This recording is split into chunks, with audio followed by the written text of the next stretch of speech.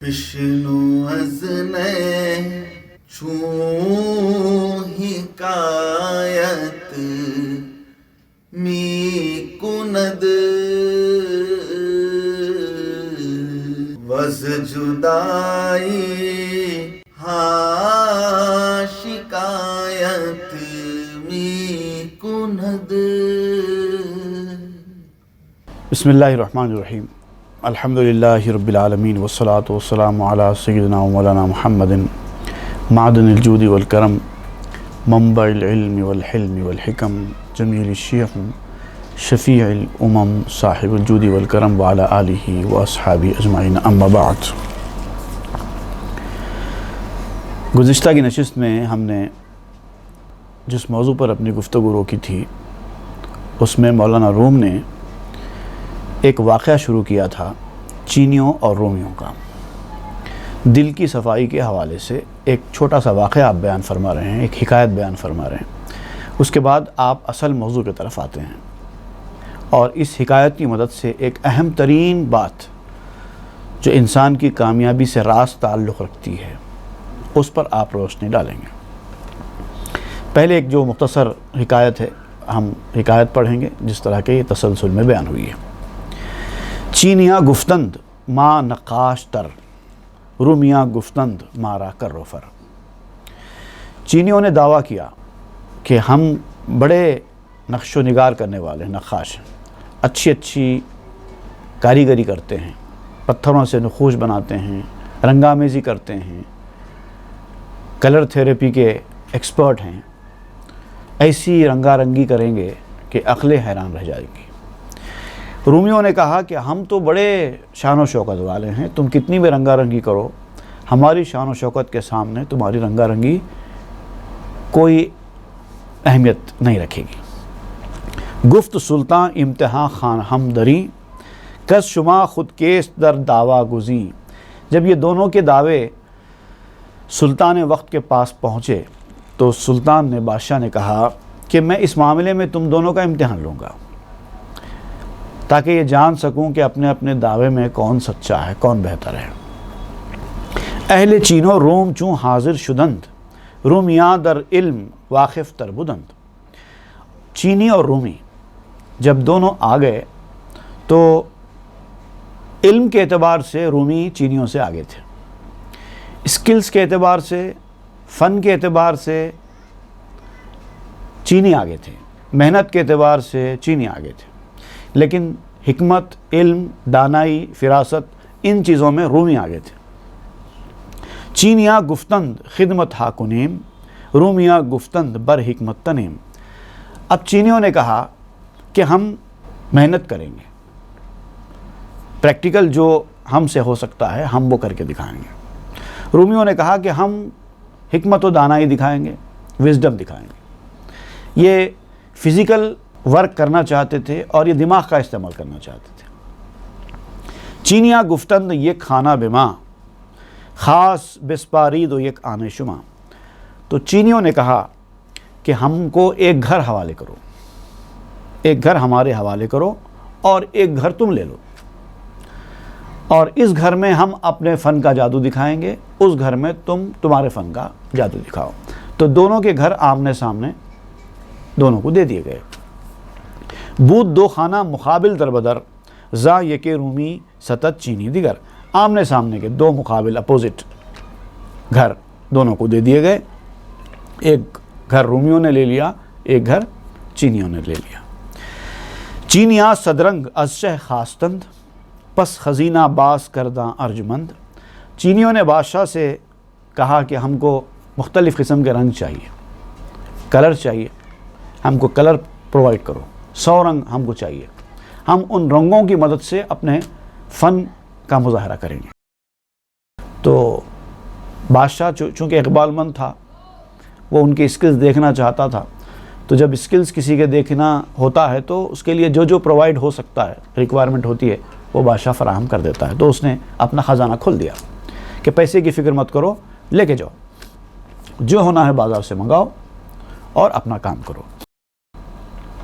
ہر صباح از خزینہ رنگ ہا چین یارا رات با بود و عطا.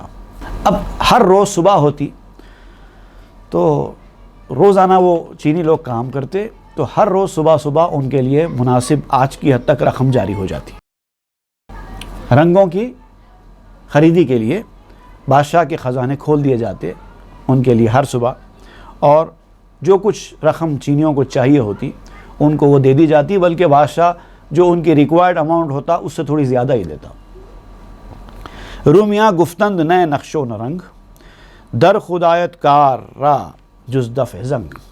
اب رومیوں نے کہا کہ نہیں، ہم کو نہیں چاہیے اتنا روپیہ پیسہ، ہم کو نہیں چاہیے، ہم کو رنگوں کی بھی ضرورت نہیں ہے، ہم کو نہ نقش بنانا آتا ہے نہ رنگ بنانا آتا ہے، ہمارے لیے کچھ بھی کام میں آنے والا نہیں ہے، صرف ہم اتنا کریں گے کہ دیواروں کا زنگ صاف کریں گے، دیواروں کو چمکائیں گے۔ در فرو بستند و سیخ المی زدند، ہم چو گردوں سادہ و صافی شدند۔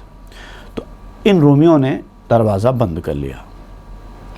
اب چینیوں نے بھی دروازہ بند کر کے اپنی کاریگری شروع کر دی، رومیوں نے بھی بند کر کے اپنا کام شروع کر دیا، اور دیواروں کو مانجنے کا کام، صقل کرنے کا کام انہوں نے شروع کر دیا۔ اور محنت کرتے کرتے انہوں نے بھی مختلف رنگوں سے دیواروں پہ نقش و نگار بنائے، اور انہوں نے بھی دیواروں کو صاف کرنے کا کام شروع کر دیا۔ آسمان کی طرح کلین اور کرسٹل کلیئر دیوار رومیوں نے بنانی شروع کر دی۔ ازد و صد رنگی بے رنگی رہیست، رنگ چوں ابرست و بے رنگی مہیست۔ اب مولانا روم فرماتے ہیں کہ یہ جو دنیا ہے یہ عالم کثرت ہے، رنگا رنگی کی دنیا ہے، اور جو وہ دنیا ہے وحدت والی دنیا، وہ بے رنگی کی دنیا ہے، وہاں پر کوئی رنگ نہیں ہے، وہاں تو شفافیت ہے، صفائی ہے۔ رنگ جو ہے ابر کی طرح ہوتا ہے، اور بے رنگی چاند کی طرح ہوتی ہے۔ چاند کا کوئی رنگ نہیں ہوتا، ابر میں رنگ ہوتا ہے، کبھی کالا ہوتا ہے، کبھی لائٹ کلر کا ہوتا ہے، کبھی ایک دم سفید ہو جاتا ہے۔ تو مختلف رنگ جو ہوتے ہیں وہ ابر میں چھلکتے ہیں، یہاں تک کہ سورج جب ایک موسم میں اپنی روشنی ابر کے اوپر ڈالتا ہے تو پھر وہ قوس قزح بھی اسی ابر کے اندر نمودار ہوتی ہے۔ تو رنگینی تو ابر میں ہے، لیکن چاند میں کوئی رنگینی نہیں ہے، بے رنگ کی چیز ہے۔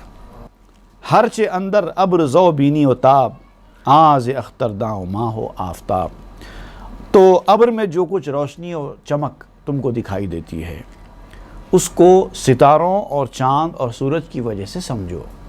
اب آپ کہتے ہیں کہ ابر کے اندر جو روشنی آ رہی ہے وہ روشنی مختلف رنگ کی، وہ ابر کی وجہ سے نہیں ہے، بلکہ سورج چاند کی جو روشنی ابر کے اوپر پڑ رہی ہے ان کی صفائی کی وجہ سے، ان کی بے رنگی کی وجہ سے، جب وہ نور نکل رہا ہے بے رنگی کا، تو وہ نور جا کے جب ابر پہ پڑتا ہے تو ابر کے اندر قوس قزح رینبو دکھائی دیتا ہے۔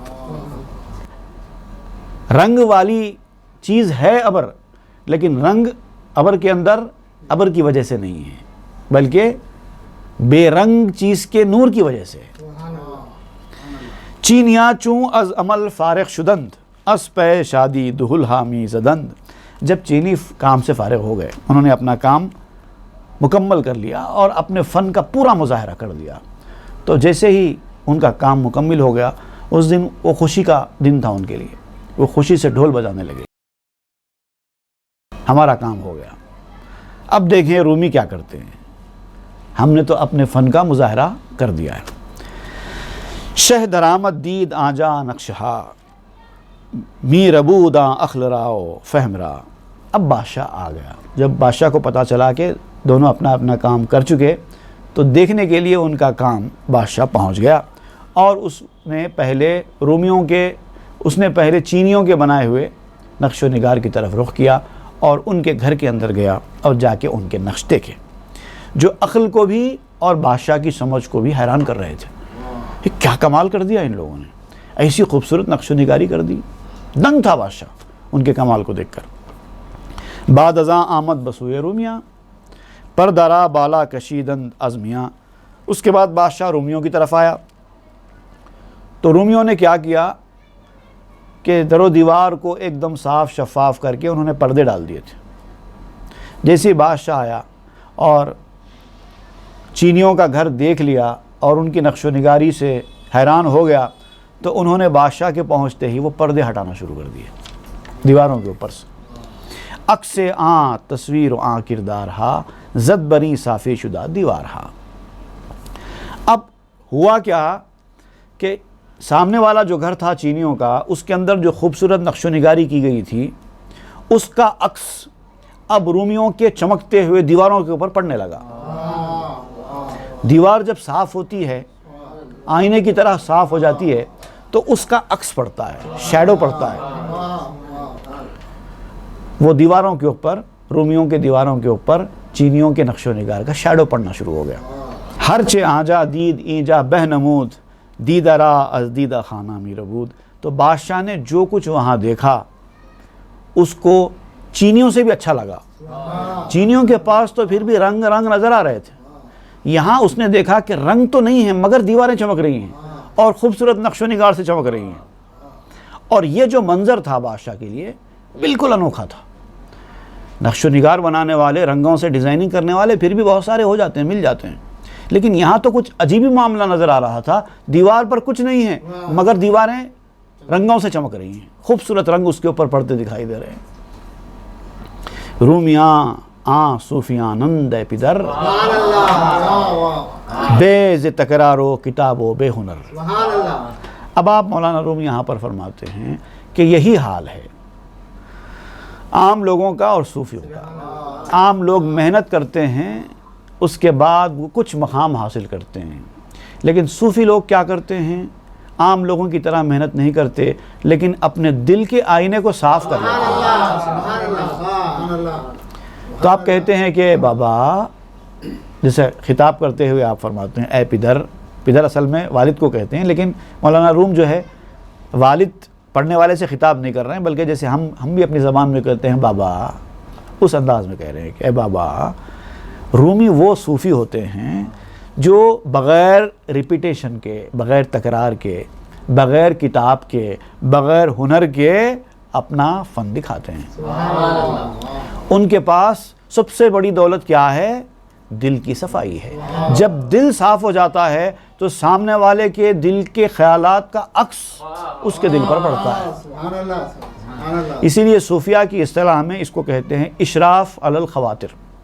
آپ نے سنا ہوگا بہت سارے بزرگان دین کے حالات میں کہ سامنے جب ان کے کوئی بیٹھ جاتا ہے تو اس سے ان کے چہرے کو دیکھ کر بولنا شروع کر دیتے ہیں. آپ کے ذہن میں یہ چل رہا ہے، آپ ایسا سوچ رہے ہیں، آپ کے ساتھ یہ ہو رہا ہے، آپ کے ساتھ وہ ہو رہا ہے. تو ان کو کیسے پتہ چلا؟ کبھی کبھار تو وہ کچھ سوچتے ہیں اور یہ بتا دیتے ہیں، جواب دے دیتے ہیں ان کے سوال کا. تو ان کا سوال ان کو کیسے سنائی دیا؟ سنائی نہیں دیتا، بلکہ ان کے ذہن کے اوپر جو عکس پڑتا ہے، خیالات کا عکس، ان کا دل چونکہ صاف ہے تو اس کا شیڈو ان کے اوپر پڑتا ہے اور ان کو دکھائی دیتا ہے کہ یہ کیا سوچ رہے ہیں. اس کو کہتے ہیں اشراف علی الخواطر. لیک سیخل کردہ انداں سینہا پاک زازو ہرس و بخلو کی نہا. لیکن انہوں نے، رومیوں نے اپنے سینوں کو مانج لیا ہے. وہ ایسے صوفی ہیں جنہوں نے باہر سے کچھ نہیں کیا بلکہ اندر سے اپنے سینوں کو مانج لیا ہے اور صاف کر لیا ہے. کس چیز سے صاف کر لیا ہے؟ لالچ، ہرس، کنجوسی اور لوگوں سے دل میں براس والی چیزوں کو. یہ چیزیں اپنے دل سے انہوں نے پورا نکال کر پھینک دی ہیں. اگر کسی کو اشراف علی الخواطر جیسی نعمت سے فیضیاب ہونا ہے تو ان تمام چیزوں کو دل سے صاف کر دینا ہوگا. کسی چیز کی طرف لالچ نہ رہے، نہ آرزو پیسے کی، نہ ارمان عزت کا، نہ اسٹیٹس کی فکر، نہ لوگوں کے بولنے کی کوئی پرواہ. کوئی تعریف کرتا ہے کرے، کوئی گالی دیتا ہے دے، کوئی عزت کرتا ہے کرے، کوئی پاؤں رکھ کر بے عزتی کرتا ہے کر دے. پڑا ہوں تیرے در پہ چوکھٹ کی صورت، رکھے کوئی پاؤں کرے کوئی عزت. کوئی پرواہ نہیں ہو، لالچ ہی نہیں ہے، کسی چیز کا لالچ نہیں ہے. ہرس، لالچ اور ہرس قریب قریب ایک ہی چیز ہے. پھر بخل بھی نہیں کرتے، کنجوسی بھی نہیں کرتے. حالانکہ ان کے پاس خود کچھ زیادہ ہوتا نہیں ہے لیکن پھر بھی خرچ کرتے ہیں، لوگوں کی مدد کرتے ہیں. خود کے پاس کچھ نہیں ہے لیکن پھر بھی لوگوں کی مدد کرتے جاتے ہیں. کینہ ان کے دل میں نہیں ہوتا، کسی سے کوئی بغض نہیں، کسی سے کوئی شکایت نہیں. اور کریں گے کیوں شکایت کریں گے تو کس سے کریں گے اور کیوں کریں گے؟ بھئی شکایت دو لوگوں سے ہو سکتی ہے، ایک اللہ سے، ایک بندوں سے. اللہ سے شکایت تو کوئی واجبی چیز ہے ہی نہیں، وہ تو قادر مطلق ہے، اس سے کیا شکایت کرنا ہے؟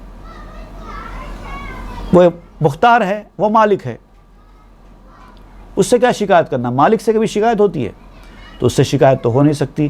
بندوں سے شکایت اس لیے نہیں کرتے کہ وہ جانتے ہیں کہ بندوں کے ہاتھ میں تو کچھ ہے ہی نہیں، کیا شکایت کریں گے؟ جو بندے ہیں وہ عاجز ہیں، جو قادر ہیں وہ مالک ہیں. نہ ان سے مجھ کو شکوا ہے، نہ ان سے مجھ کو شکوا ہے. تو کوئی شکایت کسی سے ہوتی نہیں ہے. تو ان کے کینوں سے دل ان کے صاف ہو گئے ہوتے ہیں. اسی لیے پڑھتا ہے عکس. اگر کوئی چاہتا ہے کہ اس کا دل بھی ایسا آئینے کی طرح شفاف ہو جائے تو ان کو ان تمام چیزوں سے اپنے دل کو پاک کر لینا ہوگا. صفائے آئینہ وصف دلست، صورت بے منتہارا قابل است. آئینے کی صفائی دراصل ان کے دل کی صفت ہے. ان کے دل کے آئینے کو انہوں نے صاف کر لیا ہوتا ہے. اور جب دل آئینے کی طرح صاف ہو جاتا ہے تو پھر ان کا دل میں آنے والی بات بھی ان کے لیے استخارے کا حکم رکھتی ہے.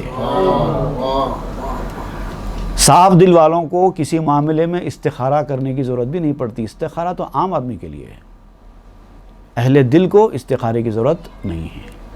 خواجہ معین اللہ سرکار کا شعر ہے، اے خلق دل سے پوچھئے ہو پوچھنا اگر، رکھیے اٹھا کے طاق میں جھگڑا کتاب کا. سبحان اللہ.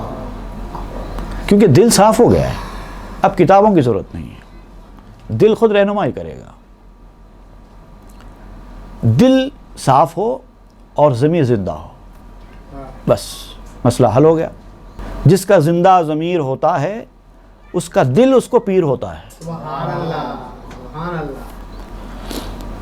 دل خود رہنمائی کرتا ہے پیر کی طرح. صورت بے منتہارا قابل است. اب جب دل ایسے صاف ہو جاتا ہے آئینے کی طرح تو مختلف صورتوں کو قبول کرنے والا بن جاتا ہے. آئینے کے سامنے جو چیز بھی آتی ہے آئینہ اس کی شکل دکھا دیتا ہے. ہرا رنگ آئے گا وہ ہرا دکھا دے گا، پیلا آئے گا پیلا دکھا دے گا، سفید آئے گا سفید دکھا دے گا. آدمی کی شکل ایسی ہوگی تو ویسا دکھا دے گا، جیسی ہوگی ویسے دکھائے گا. کیونکہ آئینہ صاف ہو گیا ہے، زنگالود نہیں ہے. جب زنگالود ہو جائے گا کچھ نہیں دکھائی دے گا. صورت بے حد و عیب، زائنہ دل تافت بر موسیٰ سے جیب. او بے صورت کی صورت. اب آپ کہتے ہیں اللہ تعالیٰ کی کوئی صورت نہیں ہے، لیکن موسیٰ علیہ السلام پر چمکی تھی، موسیٰ علیہ السلام نے دیدار کیا. تو جب صورت ہی نہیں ہے تو کس چیز کا دیدار کیا؟ تو آپ کہتے ہیں کہ وہ جو جمال ہے اللہ تعالیٰ کا وہ جمال ہی اس کی صورت ہے. تو گویا کہ بے صورت کی صورت، جس کے اندر کوئی عیب نہیں ہے، جس کے اندر کوئی لمٹ نہیں ہے، بے حد اور بے عیب. صورت بے حد و عیب، زائنہ دل تافت بر موسیٰ سے جیب. جو گریبان میں سے دل کے آئینے سے ہوتی ہوئی موسیٰ علیہ السلام پر چمک گئی. آئینہ صاف ہوگا تو روشنی ریفلیکٹ کرے گی. اگر آئینہ زنگالود ہوگا تو پھر اس کے اوپر روشنی کا کوئی ایفیکٹ نہیں پڑتا. اور اللہ تعالیٰ چونکہ نور ہے، روشنی ہے، تو اس کے دیدار کے لیے دل کی صفائی ضروری ہے. گرچہ صورت نہ گنجت در فلک، نئے بعرش و فرش و دریا و سمک. اگرچہ وہ صورت جو ہے بے صورت کی صورت آسمانوں میں نہیں سماتی، وہ ایسی صورت ہے اللہ تعالیٰ کی کے دیدار کی، اس کے جمال کی، کہ آسمانوں میں بھی نہیں سماتی. نہ عرش میں سماتی ہے، نہ زمین میں سماتی ہے، نہ دریا میں سماتی ہے، نہ مچھلی میں سماتی ہے، کسی چیز میں نہیں سماتی. زاں کے محدود است و معدود است آئینہ دل را نہ باشد حد بداں. اس لیے کہ یہ چیزیں لیمیٹڈ ہیں. جتنی چیزیں میٹیریل ہیں وہ سب لیمیٹڈ ہوتی ہیں، چاہے وہ آسمان رہے، چاہے زمین رہے، چاہے عرش رہے، سب میٹیریل ہے. اسی لیے اس کے اندر نہیں سماتی، محدود ہے، لمٹ ہے اس کی. وہ تو لمٹ لیس ہے، اس کے دیدار، اس کے جمال کی کیفیت. تو اب آپ فرماتے ہیں کہ سمجھ لے کہ دل کے آئینے کا بھی وہی حال ہے. کیونکہ جب دل کا آئینہ اس کا جمال دکھا رہا ہے تو اس کا مطلب دل کے آئینے کی بھی کوئی حد نہیں ہے، کیونکہ جب حد ہوگی تو وہ دیدار نہیں ہوگا۔ اگر دل کے آئینے کی بھی حد ہوتی تو پھر اس آئینے پر بھی جمال الہی کی تجلی نہیں پڑ سکتی تھی۔ جب جمال الہی کی تجلی اس دل کے آئینے پر پڑی ہے تو اس کا مطلب اس جمال کی طرح یہ دل کا آئینہ بھی لمٹ لیس ہے۔ سبحان اللہ۔ تو آپ فرماتے ہیں دل کو اتنا لائٹ مت لو، تم کو نہیں پتا کہ کیا چیز اللہ تعالیٰ نے تم کو دے رکھی ہے، تم اس کا صحیح استعمال نہیں کر رہے ہو۔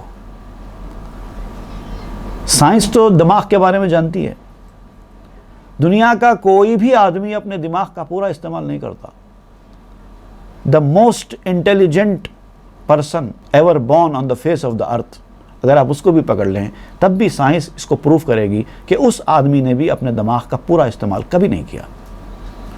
تو جب دماغ کا یہ حال ہے تو دل تو بہت آگے ہے۔ سبحان اللہ۔ عقل ایجا ساکت آید یا مزل، ذا کے دل با اوست یا خود اوست دل۔ اب عقل جو ہے انسان کی یا تو خاموش رہتی ہے یا گمراہ کرتی ہے۔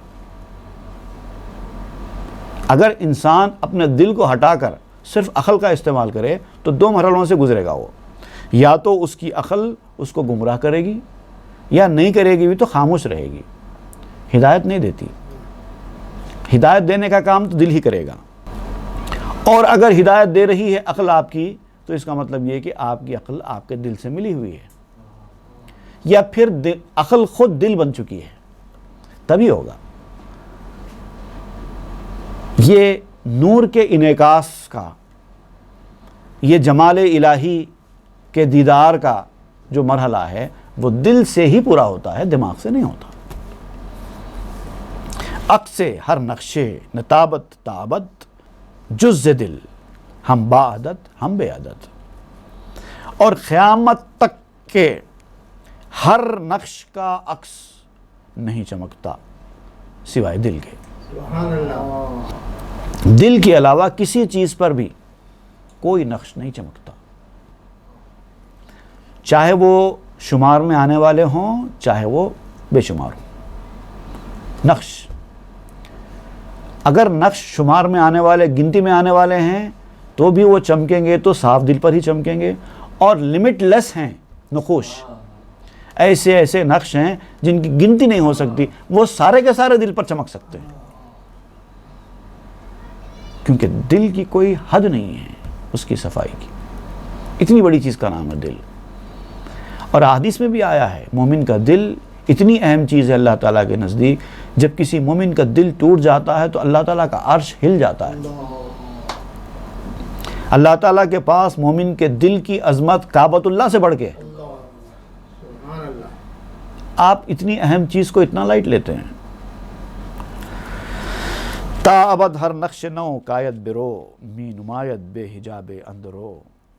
قیامت تک کا ہر نقش، نیا نقش جو اس دل پر پڑتا ہے کسی حجاب کے بغیر اس میں نظر آتا ہے۔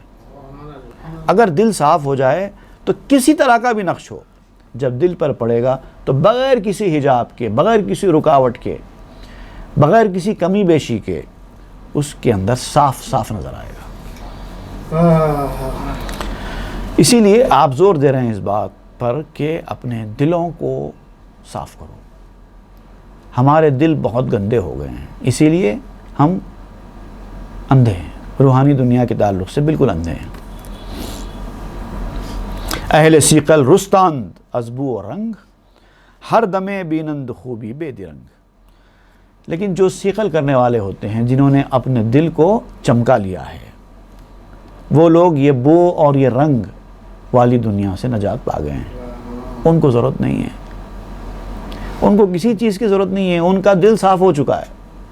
اب یہ جو دنیا میں لوگ حاصل کرنے کی تگ و دو کرتے ہیں، یہ ہونا وہ ہونا، یہ چاہیے وہ چاہیے، یہ جو سیقل کرنے والے، دل کو چمکانے والے ہوتے ہیں، وہ بو اور رنگ دونوں سے نجات پا گئے، ان کو ضرورت ہی نہیں ہے، وہ بھاگتے ہی نہیں ہیں دنیا کی کسی چیز کی طرف، نہ ان کو عزت کی پرواہ، نہ ان کو اس کی خواہش کہ ان کو کسی مقام پر بٹھایا جائے، ان کو کوئی عہدہ دیا جائے، ان کو کوئی منصب دیا جائے، ان کو یہ دیا جائے، پرواہ ہی نہیں کرتے۔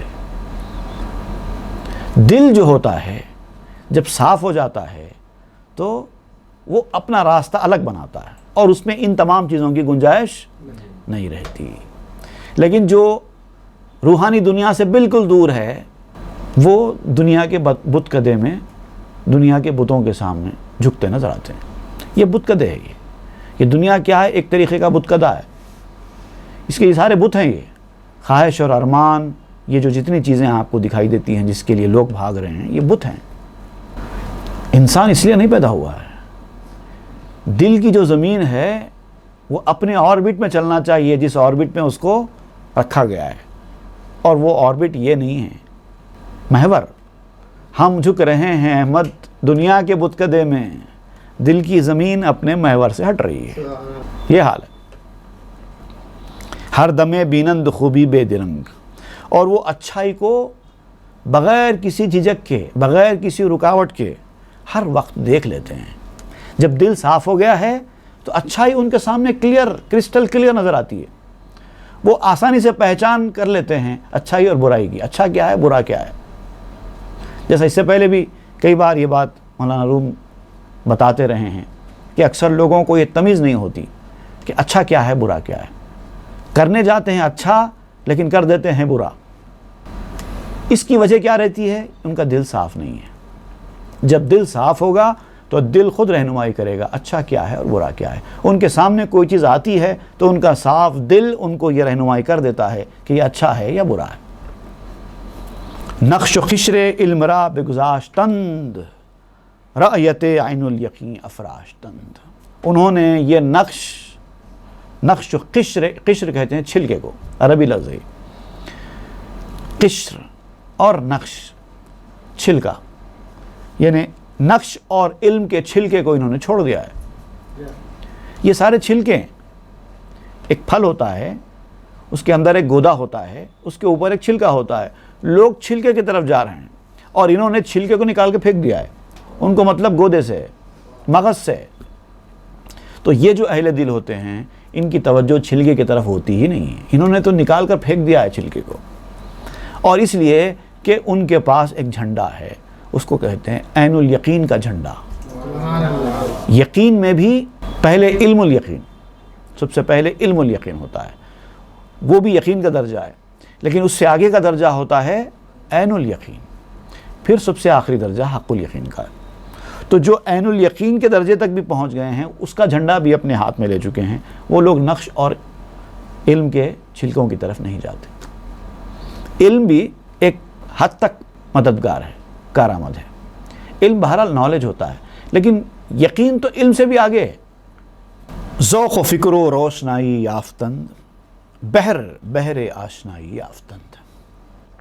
ان کو ذوق، فکر اور روشنائی حاصل ہو گئی ہے، روشنی حاصل ہو گئی ہے. عالم روحانیت کا ذوق، ترقی کرنے کا ذوق، دل کو چمکانے سے جو ان کو فائدے حاصل ہوئے ہیں اس کا شوق پیدا ہو گیا ہے. اور اس تعلق سے ان کی فکر آگے بڑھ چکی ہے. وہ ترقی کے میدان میں آگے بڑھ چکے ہیں اور انہوں نے اس سے روشنی حاصل کر لی ہے. اب وہ اسی دنیا میں مگن ہیں. اب وہ اس دنیا کو دیکھتے تک نہیں ہیں. گویا کہ انہوں نے بحر، سمندر، بحر آشنائی. اب آشنائی کے دو معنی ہیں. ایک تو آشنائی پہچان کو کہتے ہیں، معرفت، عرفان. اور ایک آشنائی تیرنے کو کہتے ہیں. اب یہ دونوں میں ترجمہ کرتا ہوں. پہلے تیرنے والا ترجمہ. انہوں نے اپنے تیرنے کے لیے ایک سمندر کو حاصل کر لیا ہے جس کے اندر وہ تیرتے رہتے ہیں.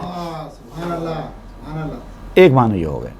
اب دوسرا آشنائی والا مطلب ہے معرفت. انہوں نے معرفت کے لیے معرفت کا سمندر ڈھونڈ لیا ہے اور وہاں پر ڈبکی لگاتے رہتے ہیں. بحر آشنائی، آشنائی کا سمندر. آشنائی کے لیے سمندر ان کو مل گیا. ایک بحر ہاں سے ہے، ایک بحر ہاں سے ہے. بحر آشنائی یافتند. تیرنے کے لیے ان کو ایک سمندر مل گیا ہے اور وہ اس کے اندر تیرتے رہتے ہیں. مرگ قذوے جملہ اندر وحشتند. ساری دنیا موت کے نام سے وحشت میں مبتلا ہوتی ہے. موت کا ڈر ہر کسی کو ہے، مرنے کا ڈر ہر کسی کو ہے. لیکن یہ قوم جو ہوتی نا، یہ تو اس ڈر کی ہنسی اڑاتی ہے، ڈرنے والوں کی ہنسی اڑاتی ہے۔ کس چیز سے ڈر رہا ہے بھائی؟ چھوٹی اور خراب دنیا سے اچھی اور بڑی دنیا کی طرف جانے سے ڈر رہے ہیں؟ خراب زندگی سے اچھی زندگی میں جانے سے ڈر رہے ہو؟ ڈرنے والوں کی ہنسی اڑاتے ہیں۔ کیسے بے خوف لوگ ہیں، موت سے ڈرتے ہیں۔ کتنا بڑا فرق ہے۔ کس نیابت بر دلے ایشاں ظفر، بر صدف آیت ضرر نے بر گوہر، کیونکہ ان کے دل پر کوئی قابو نہیں پا سکتا، موت کا خوف بھی ان کے اوپر قابو نہیں پا سکتا۔ کیوں ایسا ہوتا ہے؟ آپ فرماتے ہیں کہ جو نقصان ہے نا، وہ نقصان سی پی کو پہنچتا ہے مارنے سے، موتی کو نہیں پہنچتا۔ وہ لوگ موتی ہیں، ان کا دل جو ہے اس سی پی کے اندر موتی کی طرح ہے، ان کا جسم سی پی ہے۔ تو اب جب وہ مر بھی جاتے ہیں تو گویا کہ ان کے سی پی کو موت آئی ہے، موتی کو کہاں سے آئی ہے موت؟ تو ضرر جو ہے موتی کو نہیں پہنچتا موت سے، سی پی کو پہنچتا ہے۔ ان کا جسم ہے وہ تو سی پی، لیکن ان کی جو ذات ہے، ان کا جو دل ہے، ان کی جو اصلیت ہے، وہ تو موتی ہے۔ گرچہ نحو فقرا بگذاشتند، لیک محو فقر را برداشتند۔ اب انہوں نے ابتدائی اپنے علم کے دور میں انہوں نے نحو بھی سیکھا، صرف بھی سیکھا، علم فقہ بھی حاصل کیا۔ نحو اس سے پہلے ہم نے پڑھا ہے، عربی گرامر کو کہتے ہیں، اور صرف تو یہاں پر لفظ نہیں ہے، لیکن میں صراحت چونکہ اشارتاً صرف نحو کہہ دیا گیا ہے، نحو، صرف، فقہ، کلام، سارے علوم مراد ہیں یہاں پر۔ ابتدائی انہوں نے علم حاصل کرنے کے لیے سارے علم تو حاصل کیے، آگے بڑھنے کے لیے اسٹیپ کی طرح اسٹیپ نہیں بنا کر انہوں نے علم تو حاصل کیے، لیکن ایک مشاہدے کی منزل پر جانے کے بعد اب یہ پیچھے کی چیزوں کی ضرورت نہیں رہتی ان کو، نہ ان کو صرف کی ضرورت ہے، نہ ان کو نحو کی ضرورت ہے، نہ ان کو زبان کی باریکیوں کی ضرورت ہے، نہ ان کو محاورات کی ضرورت ہے، نہ ان کو فقہ کی ضرورت ہے، نہ ان کو کسی چیز کی ضرورت نہیں ہے۔ انہوں نے سب کو چھوڑ دیا ہے۔ کیوں؟ نحو اور فقہ کو چھوڑ کر انہوں نے محو اور فخر کو حاصل کیا، فنائیت، ذات میں فنا ہو جانے کا جو مرحلہ ہے وہ حاصل کر لیا ہے، اور فقیری میں خوش ہیں۔ تا نخوش ہشت جنت تافتست، لوح دل شارہ پذیرہ یافتست۔ جب ان کے دل کے اوپر 8 جنتوں کے نقوش ابھر گئے، اب وہ جنت ہے، 8 جنت اس لیے آپ کہہ رہے ہیں، جنت تو ایک ہی ہے، لیکن چونکہ جنت کے 8 دروازے بتائے گئے ہیں، تو ہر دروازے سے داخل ہونے والے کو آپ ایک جنت مراد لے رہے ہیں، تو جملہ جنت کے 8 دروازے ہیں، تو ہر دروازے سے جانے والی ایک جنت، اس لیے آپ یہاں پر 8 جنت کا لفظ استعمال کرتے ہیں۔ تو 8 جنت کے نقوش ان کے دل کے اوپر ابھر چکے ہیں، اب وہ اس کو دیکھ رہے ہیں۔ اب وہ دنیا کو کیا دیکھیں گے؟ جنت ان کو دکھائی دے رہی ہے، ان کا مقام ان کو دکھائی دے رہا ہے، وہ اسی کی طرف اپنی نظریں جمائے ہوئے ہیں۔ اب دنیا کی گندگیوں کی طرف ان کا ذہن کیا منتقل ہوگا؟ جو ان کے دل کی جو تختی ہے آئینے والی، وہ تختی جنت کے ان نقوش کو قبول کر رہی ہے۔ سبحان اللہ۔ برترند از عرش و کرسی و خلا، ساکنان مقعد صدق خدا۔ یہ جو خدا کی سچائی کے ساکن ہیں لوگ، خدا کی سچائی کی نشستگاہ کے ساکن ہیں۔ اللہ تعالیٰ قرآن مجید میں بھی ان لوگوں کا ذکر کرتے ہوئے فرمایا، فی مقعد صدق عند ملیک مقتدر۔ یہ اللہ تعالیٰ کے دربار میں اس کے مقعد صدق میں ہوں گے، اس کی ایک نشستگاہ ہے، اس کا نام ہے۔ اللہ تعالیٰ جہاں براجمان ہیں، جہاں استوا ہے عرش پر، اس کو کہتے ہیں مقعد صدق۔ یہ وہاں کے رہنے والے ہیں لوگ، یہ دنیا کی چیزوں کو کیا دیکھیں گے یہ لوگ؟ سبحان اللہ۔ ان کا مقام تو عرش سے، کرسی سے، خلا سے، ہر چیز سے بہتر ہے۔ سبحان اللہ۔ صد نشاں دارند و محو مطلقند، چہ نشاں بل عین دیدار حقند۔ وہ اپنے اندر اس طرح کے سینکڑوں نشان رکھتے ہیں اور مطلق فنا ہو گئے ہیں۔ جب اللہ کی ذات میں فنا ہو کر بقا کا درجہ حاصل کر چکے ہیں تو ان کے اندر ہزاروں نشان ان کے اندر آ چکے ہیں، علامتیں ان کے اندر پہنچ چکی ہیں، وہ عکس ان کے اندر آ چکا ہے۔ بلکہ آپ کہتے ہیں کہ نشان تو کیا، ان نشانوں کی تو اہمیت ہی کیا ہے، بلکہ وہ سر سے پاؤں تک اللہ کا دیدار ہے۔ سبحان اللہ، چھ نشان بل عین دیدار حقند، نشان کیا چیز ہے، عکس کیا چیز ہے، وہ تو سراپا اللہ تعالیٰ کا دیدار بنے ہوئے ہیں، ان کو دیکھنے سے اللہ کا دیدار ہوتا ہے۔